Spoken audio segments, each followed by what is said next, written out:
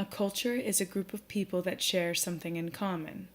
Humanity itself has a commonality of the need to create. Throughout time and across cultures, we've created masks. Why? To transform ourselves. For theater. For rituals. For celebration. For protection. And for entertainment. Africa is a huge continent with many different countries. Throughout history, these masks were created here out of many natural materials like raffia, which is like hay, wood, and shells, and many geometric shapes were featured like tribal stripes and triangles, and the human face is dramatically changed. Animal features were often present like monkeys and antelope. Egyptian masks date all the way back to 1400 BC and often had cat-like features from their goddess of war, Batis. Wealthy and powerful figures were mummified and their bodies were kept safe in golden sarcophagus. Moving on to Central and South America, areas flanked by ocean. Mexican sugar skulls were created to celebrate Dia de los Muertos, or Day of the Dead, turning something that normally is scary, the skull, into something whimsical and beautiful, celebrating life rather than mourning the lost. Mayan culture was incredible. They developed mathematical systems and the calendar, and were known for their amazing carvings in wood and jade. Guatemalan animal masks were bright and colorful and used to celebrate dance. In many parts of the world, Catholic Europeans set up colonies and entered into slave trade, and Carnival took root. Today, their celebrations are found throughout the Caribbean.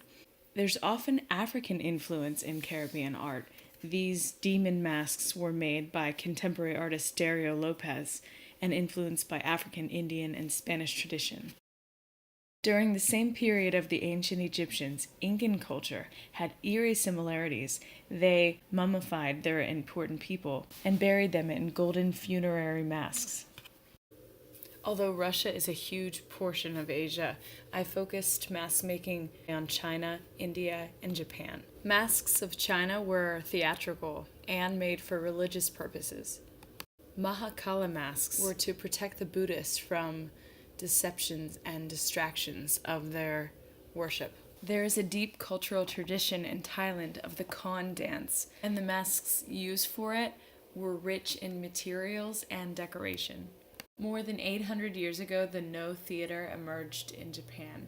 These masks were used as a visual to show the story rather than act it. The history of masks in India date back to the Stone Ages. Ganesh is an elephant-headed god of wisdom and learning, the sign of success. You need to decide what your design is going to be before you start. So I want you to have a drawing before I give you this form to work with. I need to decide, am I going to make my mask human face shape? If so, I'm not going to be changing this form very much at all. I'm just going to be adding plaster on top. Will I look out of the eyes? Because I'll be going around them if I am. Do I want to have elastic so that I can wear it, or do I want to hang it on a wall? These are all things you want to think about. What's the purpose of your mask? If I was just going to make a masquerade mask, one of those just half masks, I want to draw it going up over the nose, right? If I want it just to be across this way, I can draw how and where I want to end it, kind of the shape I'm going for. Keep it simple. You do not need to add a lot of detail with this. This whole area I would not use, so I know this is my plan. Now I want to think about, for what reason, what culture am I basing my mask off of? Will it be a masquerade mask where that's attached to a stick and maybe have feathers coming up? I don't need to make my drawing detailed, but I do want to have the basic idea.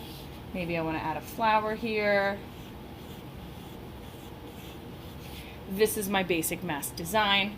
On the back, I want to fill in my details. Let's say I am doing a full mask, right? And I'm not changing the shape of its face at all. I can just draw my design right on here. If I want my eyes to be that I see through them, then I'm just going to kind of shade them in so I know these are going to be holes. Or if you want to cover up the eyes, draw your design on top. Here I'm working on a unicorn mask. It's obviously not done. I left it undone so you can see how it's built, but you can see the unicorn is built right on top of that same form. There's the eyes that I covered up. To make a design that's very different from a human face, I'm just going to draw it right on top. So I changed the shape of the mask by adding a muzzle and made it way further down, right? I obviously didn't use any of that. I'm going to add nostrils down here for the horse. These eyes I cover up.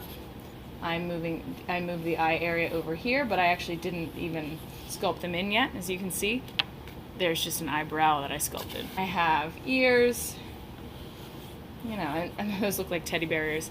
It doesn't matter. This is just my design of the shape. And I wanted to sculpt, you can see here, I sculpted a little hair on top. And the horn I'm not going to have room for, so I'm just drawing it off the page. And there's my basic idea for the unicorn. The culture of my unicorn, I could just write fantasy. Or come up with an area that this unicorn would be from. Time period, I'm going to say current.